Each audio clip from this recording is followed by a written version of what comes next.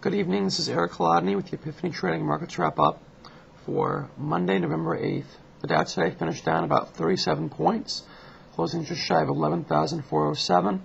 NASDAQ was up 25.80. It was up $1. So, as Art Cashin, the famous pundit from the New York Stock Exchange floor would say, it was a pretty big no-dose day, very quiet day across the board, 17-point NASDAQ range. Just quiet.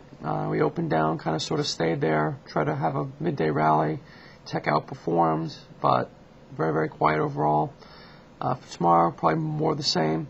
Bias is still to the upside. Dollar is strong today. Markets did not sell off, so certainly keep an eye on the greenback.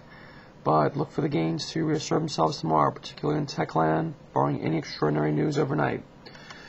Some things to look at: PCLN, SLXP, MDR, LDK, HOLX, UDR, and APEI are all trading higher in earnings after the bell today. ANR, SCOK, and CGA closed near their highs. IDT closed near a high after announcing a spin-off of its energy division. And ASH closed near a high after announcing the sale of its distribution business. On the negative side, RAX, CLNE, and MFN are all trading lower on poor earnings. Goldman Sachs closed near a low, and WCRX closed near a low after announcing poor earnings.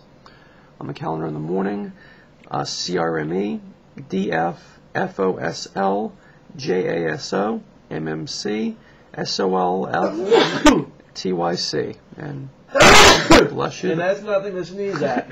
Bless you, the president of our company, Brendan Byrne. After hours, AONE, IGT, MBI, TSLI. Full list will be on the blog in the morning. With that, I wish all of you a good night, and good luck trading tomorrow.